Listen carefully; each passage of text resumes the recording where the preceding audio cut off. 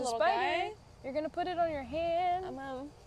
See, look. And you saved him. You put him in the grass. Dylan, if you're watching this, that's what you're supposed to do. Homie killed a spider the other day, and I was very mad about it. I was very Dylan, mad. if you're watching this, lame. Welcome to my show. Yay, I'm excited. This is Kiara. Welcome to my show. Hi. This is Shelby. This is Caitlin. Hi. So, we're cousins. But also best friends, and we used to tell people we were twins. Yeah, we used to tell people we were British twins. We met off of Bumble BFF. For me, Bumble BFF has been successful, and I found a couple like great girlies, and I wanted to include you on TPOFF, the power of female friendship, because we have such a wonderful bond, and we did meet off of an app, and I think that's pretty cool. Yeah. So, welcome to TPOFF. Thank you. We met, we met a long time ago. We've been friends since childhood. Pretty much, yeah. And I wanted to invite you on my show TPOFF because you have been such a strong friendship in my life and you mean a lot to me. So welcome to TPOFF, the power of female friendship. We met at the Electric Cowboy. Yeah, we did. We met dancing, and I wanted to invite you on my show because we are newer friendship, but I just feel like we connected so well instantly. Yeah, that like, is. You are a real person, like down to the bone. You are just authentically you, and I love that about you. So welcome to TPOFF, the power of female friendship. Okay, I fuck with it. I would say we've gotten closer as adults. Indeed. We were little shits when we were younger. We were. But now that we're adults, we can communicate better, and we can communicate and we can laugh about it, which is important. And we can drive to each other, so there's no, hey, mom doesn't want to drive me, dad doesn't want to drive. We can just drive ourselves. We can. So kind of the whole premise of this documentary, TPOFF, the power of female friendship. It's kind of describing what I like to call a girl's girl. What is a girl's girl? In your opinion, what is a girl's girl? What is a girl's girl? I feel like a girl's girl is a woman, or a person actually. I feel like a girl's girl isn't even just defined just by gender. Like, I feel like you can be a girl's girl and not even just be a female, you know? But, and that it's just someone who gets it. Like, someone who understands camp, someone who you meet in the, like, bathroom when you're drunk and you're, like, bonded for life for Forever. 5 minutes. Exactly. And you may never see them again, but you'll always have them on your Instagram stories, and you're like, yes, queen, I'm glad you're thriving. In my head, a girl's girl is just a woman who would help other women, regardless of, like, how it affects them. So in my head, like, the ultimate girl's girl is someone who, for example, would go to a bar and see another girl being harassed and, like, go up into the situation and be like, hey, you need some help? We need to get you away. Like, are you good? A girl's girl is someone who has your back. They give you compliments. They raise you up instead of, you know, oh, I don't like this about you. Oh, you suck. Oh. She's like, oh, no, girl, you look great today. You look fine. Those pictures you sent me, Fire. whoever you're sending it to is going to love it, girl. A girl's girl is like another female who is not only there for their female friends, but, like, has their back 25/8. Like, you can call me out of a dead sleep if I wake up. Dead asleep, you know, and be like, hey, like, I got some shit happening, I need you, and I'm pulling up. I don't care what time it is. Like, you don't have to be friends with that girl either. Like, you can be a random girl. Some guy's following her in the grocery store. She comes up to you and she's like, hey, will you be, like, pretend like you know me, you know, because this guy's being creepy. Bet. I'll bark at a motherfucker. I don't care. I'll bark at somebody quick. Like, you ain't gonna mess with girls like that. That's just creepy. And in that, I think there's a way that we interact with each other, a code. I would also say there's a girl code that we have. How would you describe girl code? How would you describe girl code? Like, girl codes, so, like, obviously, you know, I'm gonna start with the basic one. Like, if you know, your homegirl's dating this dude for a little while, they break up, you don't go after that dude. You know, you unless it's been a few months. Like, I'd say you wait about 6 months to a year before you pursue that man. Or you talk to that girl like, hey, I kind of like him. He's kind of digging on me. Like, go to your girl. Be honest with You your just girls. talk to her girl to girl. Yeah, like, hey, girl to girl. Like, I won't if you tell me not to. Girl code is honestly just being there how you want someone else to be there for you. Like, if I'm in the bathroom and I'm crying, I want someone to come in there and be like, hey, are you okay? Like, even if I don't want to talk about it, just knowing that there's someone there that's not going to judge the situation and just be like, hey, are you good? Do you need to talk? Obviously, I think it's prioritizing respect and that doing actions that, if they're somehow involved, would it affect them negatively? And just being respectful of not, like, for example, I went to a party once and I went there with someone who got obscenely drunk and was throwing up everywhere, and I had brought them and introduced them to everyone. Not a girl's girl. No. Like, that's embarrassing. Like, you embarrassed me in front of my friends with your embarrassing behavior. And so that is not girl's girl behavior. Protect your girls. That's a girl's girl. That's the girl code. You have to hold yourself and your girlfriends accountable. Like, some things just should not be done. And the girl code is just kind of like keeping you. I mean, guys have guy code. Right. Theirs is, I don't understand it, but I they don't have understand a it form either. of code. And like girl code, it's like you don't mess with your girls' partners or anything like that. You also make sure You got their back. If the partner is being disrespectful or toxic, you call it out, and you just protect your girl. You make sure that she's safe and happy and, you know, love. Another thing is just to not do anything manipulative or with intent to harm somebody. I think as women, we come to understand that there's a lot of things out there that already want to give us harm or aren't intending the best situations for us. So we just kind of have to be there for each other so that if we can't also intend harm for each other. Like, we can't have everything else against us and then also be like, you know what? I'm gonna mess them up too. This friendship is, we've experienced girlhood together. Coming of age, and that was a very whimsical time. That was, to me, girlhood is whimsical. How would you describe girlhood? I think it's beautiful. I just feel like we're just girls, as the saying goes. I'm just a girl. It's just we find whimsy and joy, and it's nice. We did meet off of an app, Bumble BFF, and when you're scrolling through the app or whenever you're out in public, what are some qualities you look for in a friend? We did meet, what I like to say, in the wild. In the wild. What are some qualities you look for when making a friend? Or what are some qualities you look for in a friend? What are some qualities that you look for in a friend?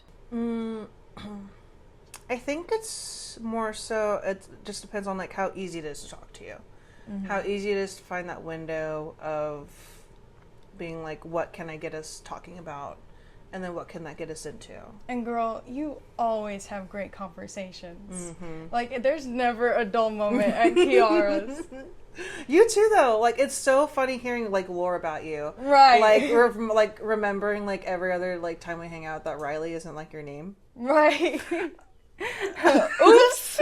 It's like that. It's just so funny, just finding out little pieces of lore about you. Like, when I found out you were in the army, I was like, what? Like, what? It's just so random when and then, you know, I think I'm thinking of the wrong person. Are you divorced? Yes. Oh my god! See, you have just so much interesting lore. Like, I love a young divorcee. It's just, it's like bad bitch behavior. Divorced. What's a bad bitch behavior? Boldness. Like, if I'm a bold person, because there's no way else to be. If it's bold, it'll hold, in my opinion. Like, when I met my man, I walked up to him and was like, can I have your Snapchat? Because why sit there and just, like, he's cute. You'll never see. He'll come over. Yeah, men aren't bold. Some men aren't bold like that. They're not just going to approach a beautiful woman and be like, hey, can I have your Snap? Because they're looked at as creepy or weird or whatever. Right. Whereas a woman doing it, they're looked at as bold and you know, they hold themselves a different way, and it makes you 10 times harder when you're bolder like that. Fun fact. And qualities, I don't look at like their outside. I look inner and like their aura and shit. If you got a pretty decent aura, I might talk to you. If you don't, I'm gonna be like, you kind of give me a weird vibe. Like, I'm big on energy. If you walk by me and you give off a funky energy, I'm gonna be like, she might be cool, but I'm just gonna keep my distance and kind of just, you know, people watch. Where some women be like, hey, how are you? You know, and you're like, what's up? You know, it's just one of those things. I think that's how we met. Yeah, pretty much. Someone who is honest. I wouldn't say brutally honest, because sometimes you do need to sugarcoat Sometimes it. it's a little much. Yeah. Someone who is honest. Someone who, again, like I said, lifts you up, but also keeps you in check. Like, if I'm doing something stupid, tell me I'm doing something stupid. Don't let me make a fool of myself. You don't gotta be like, girl, you're stupid. But just like, hey. Like, hey, girl. It's not the best Hey, idea. girl. Let's- Maybe we shouldn't do that. Let's not. I like my friends to be level-headed to an extent. Because I'm level-headed, but I know I'm crazy. I know I'm a little wild and I can get turned. So I need someone who's like level-headed, but can also be on the opposite end of the spectrum. You want to know my answer?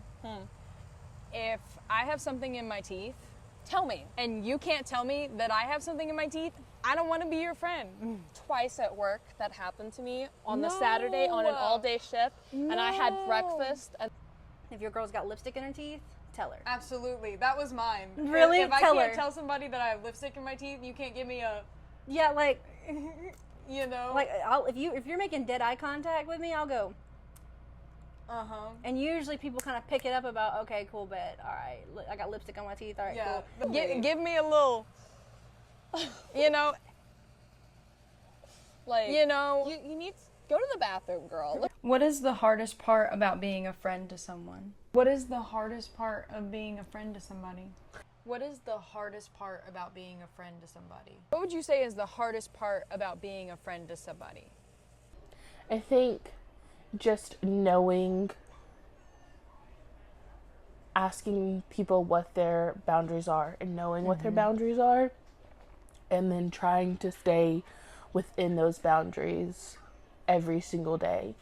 Because I'd hate to be the person who like goes outside of somebody's boundaries and it costs you a friendship, or you're just not the same with that person anymore because you don't know how to interact with them because they've crossed this threshold. Right. when you gotta have the come to Jesus talks, like, hey girl, what are we doing? I love you. Come to Jesus talk. I love it. That's what my dad calls them. Yep.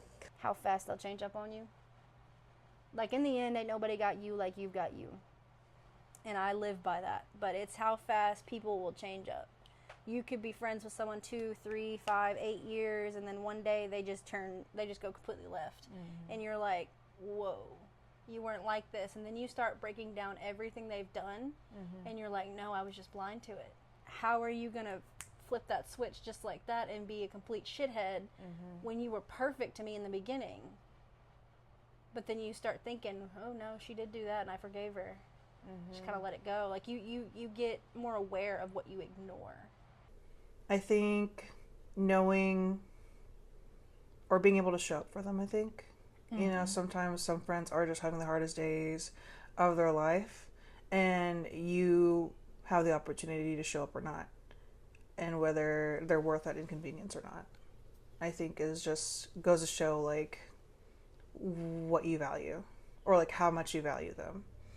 On the opposite end of the spectrum, what's the easiest part about being a friend to somebody? What is the easiest part about being a friend to someone? What is the easiest part about being a friend to somebody? Being around them. I think being around someone and being able to hang out for like 24 hours and then not be annoyed afterwards, I think that's the easiest thing. If you're easy to be around. Because, yeah, maybe we were around each other the whole 24 hours, but you nap for a couple hours. Maybe we didn't talk for like several hours. Right. You know, being able to have easy energy, I think, is a good part of it, like a friendship. Loving them. Just loving them. Like, I've always been a big component of unconditional love, especially when it comes to friends and family, because honestly, you don't know what someone's going through in their day-to-day life. And if I can just be that positive person that you come to, even when it's a really bad day, like your boyfriend broke up with you, or you went out and you realized that one of your tires was flat. Like if I can be that like little ray of sunshine, that's all I want to do. That's sweet. Just getting to lift them up, because I feel like everyone should try and lift up everyone else. I mean, it shouldn't be exclusive to just girls. I feel like just give someone a compliment. Honestly, the first conversation. The first conversation is the easiest one. Because it takes a hi, how are you? How's your night going? You're gorgeous. You got pretty eyes. You got pretty hair. You pick a feature. Pick a feature. You know, just be like, oh, I love your hair. Oh, I bet. Oh, yeah, cool. I like your tats. That's why I have tattoos. It's a great conversation starter. Like, yeah, I'm not looking at your tits. I'm looking at your chest piece. You know what I mean? Your eyes are not up here. They're right here in your chest right now. We've been friends for such a long time, and not only have we been friends for a long time, but we've been amazing, tight friends for a long time. Yeah. What would you say is the secret to long-lasting friendships like ours? What is the secret to long-lasting friendships? What would you say is the secret to long-lasting friendships? I think adaptability. People change over time, aren't the same after 4 or 5 years, and maybe values change, maybe life situations change. You don't see each other as often, don't talk as often, and just being able to accept that even though you aren't seeing each other or talking to each other on a consistent basis, like that's still bestie. Communication. I agree. Communication like a motherfucker. Like me and my best friend, we don't talk every single day. We might send a blank picture, you know, on Snap, but that is like us sitting in silence in the same room, just in different areas of the world. Understanding. Just blatant understanding, like just knowing that you don't have to talk to your friend every single day or know every aspect of their life. Like you don't have to be fully in depth with your friendship. Like, oh, I know that you ate cereal this morning. I know that you're gonna go have dinner with so and so. Like you don't have to be in every aspect of their life to be in the most important aspect of their life. Understanding that like our friendship is our friendship, and whatever's happening outside of our friendship is outside stuff, and not letting outside factors influence the friendship that we have. You just have to understand that like if something happens, if there's like an argument or y'all don't talk for a minute or something along those lines, you just gotta like give them some space and then check them and be like, hey, you want to do something? I haven't heard from you in a while. Like, you just gotta, everyone likes to say, oh, the phone works both ways, but it does. And maybe you texting maybe they're going through something and that's why they're not texting you. Reach out. Yeah. And when you reach out and you communicate, it just, it makes it last longer. Communication. I agree. An olive branch. So that's a two-parter answer. No matter the distance, no matter the consistency of whether you're talking or not. Like, we haven't talked in 2 or 3 months, but girl, I love you. I think about you every day. I hope you're good. What are some of your deal breakers in a friendship? What are some deal breakers you have in a friendship? What are some deal breakers you have in a friendship? What are some of your deal breakers in a friendship? I would say a deal breaker would be like number one is if you have kids are not a deal breaker. If you have kids and you don't know how to take care of them and you put them on me. Like, I had a friend that I was finding babysitters for her. I was paying her babysitters. Why? I'm not their mom.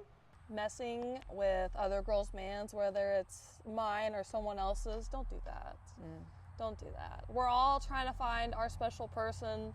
Don't mess with someone else's happily ever after. Because I promise you, if he or she is talking to you while they're in a relationship, what do you think they're gonna do when y'all are in a relationship? Another deal breaker would probably be if you're narcissistic. If you have a narcissistic personality or a narcissistic attitude, you can get to frickin' stepping. One of my deal breakers is speaking ill. Like, if you're out with a friend or you know about my past, and you go to that friend and you talk badly about me to them, obviously you don't value this friendship.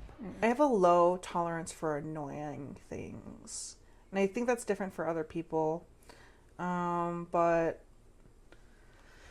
if I find myself listening to you more than contributing to a conversation, like you're a straight yapper, it's a little exhausting to keep up with. What about you? Deal breakers for me, lying. I hate a liar. Cheating on their partners, because if they're going to cheat on their partner, what are they going to do to me? No respect. No respect. No loyalty. If you steal from me, I have actually cut off someone from stealing roaches from me before. Yeah. I was like, that's really bum behavior. Just ask. Just ask. I'm not I would love to share. Just Yes. Like, on a lighter topic, what are your favorite things to do with friends? What is your favorite thing to do with friends? What is your favorite thing to do with friends? Anything. I mean, we could be sitting there watching TV, just conversating every once in a while. We could be driving around. We can go get food. It's just, I'm a quality time person. I just like being with the other person. Even if it's like a little phone call. Like a little phone call is good sometimes. I just want to interact with you, you know? Yep. I'm easy to please. You? I love to talk. I love to yap. Oh, certified yapper. Certified mayor of Yaptown. Yapatron 3000. I got tons of these. Honestly, just hang out. Me too. Like, I'm not super extravagant. I've always kind of been a homebody since I got out of high school. Like, when I went to college, I was in college for a year, and I got my associate's degree in a year. But from, like, the moment I hit college till now, I'm such a home person. Like, hey, you want to hang out? Okay, let's come to my house. Let's watch a movie. I'll cook you something. Let me feed you. And she's an amazing cook. absolutely nothing. I agree. Like, I feel like the top thing to just do with your friend is just sit down and do nothing together. And that's just peak friendship right there. Oh, there's only one more question. How do your female friendships empower you? How do your female friendships empower you or inspire you? How do your female friendships empower you? How do your female friendships empower you? Oh my gosh. I think friendships in general are just very nice to be able to talk to someone and know they care. You know, to like have a friend and know like you're someone's first option, I think is so just mentally stabilizing. I'm going to use Cassie and Rebecca because me and them have been friends since like kindergarten. We didn't talk for really in elementary school. We got out to junior high. You know, it's a very small school, so it was like, hey, how are you, you know? And then we got to sophomore year, and I lost all the the bad crowd I was hanging with, thinking they were good people. And I had nowhere to like sit at lunch, and I just sat by myself. I didn't really care. And it took Cassidy, Rebecca, Allison, and Hannah Hardy, the sweetest girls I've probably ever known in my life, to walk up and be like, we'll sit with you. And I'm like, you really don't have to. And they're like, we're not going to let you sit by yourself. And I started crying because it was like, damn, these girls care about me and I barely know them. And after that, I mean, we were inseparable. You know, they empower me by, you know, pushing me to do what I know I can do. Like, if I'm thinking I can do something and I'm, like, kind of doubting it, I'll call Cass, and she'll be like, nah, girl, you got this in the bag. Like, when I was wanting to be a dancer, like, she dead ass was like, nah, girl, you can fucking do this. Like, you've been able to dance you dance to any freaking rhythm that comes on the radio. And I'm like, exactly. She's like, just do it, but make it sexy. And I was like, word. You know, and me and Rebecca, we don't talk as much as me and Cass do, but, like, when me and Rebecca talk, it's nothing but love. Right. Like, these girls push me to be my best self. I feel like when you have very strong female friendships where you can like go to that person and lean on them and talk about your struggles and talk about your triumphs, like let them know what's going on, then you honestly kind of feel like you have someone with you at all times. Like it feels like you have a little partner sitting next to you, even if you don't. So just knowing that I have someone. I'm sorry, there's a red robin out there. There is. How pretty. You know, red robins are supposed to be indicative to like passed on loved ones coming back to see you. So, Yeah. Well, I guess that's one of our passed on female loved ones being like, y'all are doing it. Keep on. Y'all are killing it. They just, like I said, it's just positivity. It just makes me happier. It makes me feel better. If I'm down or sad or something, I know I can come to you. I can come to Rissa. I can go to Wolfie.